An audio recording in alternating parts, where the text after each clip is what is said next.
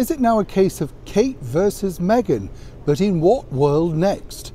Hi, good morning, Neil Sean here in the very heart of London today. Tower Bridge behind me, we've got out and about for once. Dark clouds gathering though as ever, but as ever dark clouds gathering with our breaking royal stories of the day. Lovely to see you all. I hope you're all keeping well. As ever, thank you for watching. And yes, it's not too bad today out here by Tower Bridge, one of the most famous and iconic views in the whole of the world. And I love the fact that the bridge does in fact lift up. What an amazing place.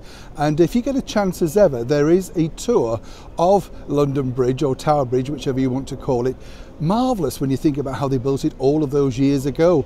A little bit like our two royal ladies today. Let me explain the reasons why. Because as we now know, Kate Middleton, as she's known in some quarters of the world, also known as Duchess Catherine, or indeed the Duchess of Cambridge, has decided to take on the world not just of social media but of television too.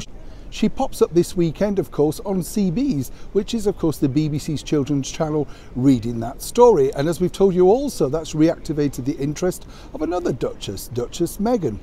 But now apparently there's bigger problems because obviously Catherine and William are becoming incredibly popular through their social media channels. And this is simply because they're putting out content on there that people want to know. There's no fuss, there's no wokery, there's no messages. It's just content that people are genuinely interested in about two of our favourite British royals from, of course, the British monarchy.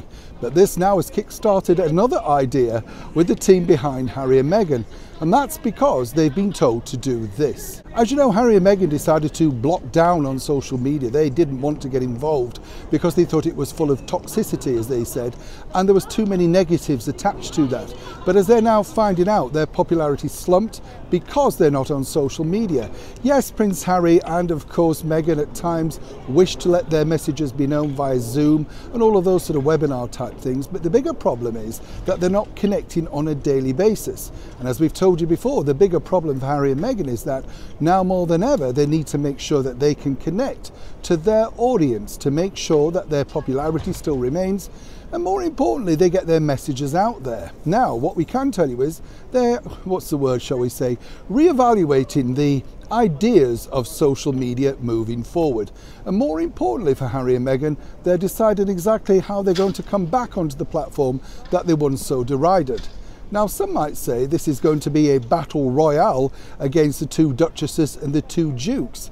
But given the fact that Prince Harry and Meghan did have a substantial following on Instagram and other social media platforms before they decided to deactivate them, it remains to be seen exactly who will become the #1 royal social media star. But for now, Harry and Meghan, with a lot of projects to plug, including Netflix, Spotify and the book, and of course any forthcoming projects regarding those numerous jobs that he's taken on, remains to be seen who in fact will become the winner.